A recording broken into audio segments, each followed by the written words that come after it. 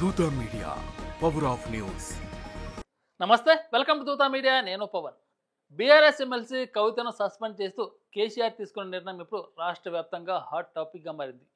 ఇంతవరకు ఊహించని విధంగా తన సొంత కూతురిపైనే చర్య తీసుకోవడం వెనుక అసలు కథ ఏమిటన్నది అందరి మైండ్లో పెద్ద ప్రశ్నగా మారింది. ఇది ఒక్క రోజులో జరిగిన పని కాదు. గత కొంతకాలంగా కవితపై వచ్చిన విమర్శలు, ఆరోపణలు, ఆమె ప్రవర్తనపై పార్టీ లోపల పెరిగిన అసంతృప్తి, ఇవన్నీ కలిసి వచ్చి చివరికి ఈ కఠిన నిర్ణయానికి దారితీశాయి. అసలు ఈ సస్పెన్షన్కు గల కారణాలు ఏంటనే కోణంలో వెనక్కి వెళ్ళి చూస్తే అసలు విషయం మనకు అర్థమవుతుంది. ముందుగా ఢిల్లీ లిక్కర్ స్కామ్ 2022 చివరిలో ఈ కేసులో కవిత పేరు బయటికి రావడం బీఆర్ఎస్కు పెద్ద షాక్ ఇచ్చింది. ఆ కేసులో ఆమెను విచారణకు పిలవడం, మీడియా దృష్టి అంతా అక్కడే కేంద్రీకరించడంతో పార్టీ ఇమేజ్ దెబ్బతింది. కేసీఆర్ సహా పార్టీ సీనియర్లు అప్పట్లో దాన్ని కంట్రోల్ చేయడానికి చాలా కష్టపడ్డారు. పెద్ద లాయర్లను పెట్టి కవితకు సహాయం చేశారు. అయినా కూడా ఆ కేసు ముద్ర తొలగిపోలేదు. ఇదే సమయంలో కాళేశ్వరం ప్రాజెక్టు చుట్టూ పెద్ద వివాదం మొదలైంది. కాంగ్రెస్ పార్టీ అధికారంలోకి వచ్చాక ఈ ప్రాజెక్టులో భారీ అవినీతి జరిగిందని, డిజైన్ లోపాలు ఉన్నాయని వరుస ఆరోపణలు చేసింది. ఇది బీఆర్ఎస్ ప్రతిష్టకు మరొక దెబ్బ. ఈ ఇష్యూలో కూడా కవిత వివరించిన తీరు కొంతమంది నేతల్లో అనుమానాలు పెంచింది.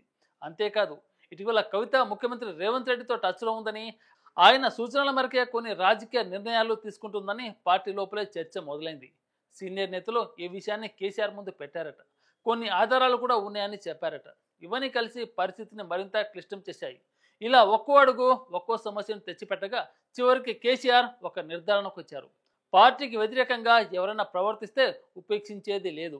అది నా కుటుంబ సభ్యులైనా, కూతురు అయినా సరే కఠిన నిర్ణయం తప్పదు అనే ఆలోచనతో సస్పెన్షన్ ఆర్డర్ ఇచ్చారు. ఇక ఇప్పుడు రాష్ట్ర రాజకీయాల్లో అందరి దృష్టి కవితపై పడింది. ఆమె తర్వాతి స్టెప్ ఏంటి? కాంగ్రెస్లో చేరుతారా, లేక తన సొంత దారి చూసుకుంటుందా? కాంగ్రెస్లో చేరితే మంత్రి పదవి వచ్చే అవకాశం ఉందని చెప్పుకుంటున్నారు. అలా అయితే అది బీఆర్ఎస్కు నష్టం కాదా అన్న చర్చ కూడా సాగుతుంది.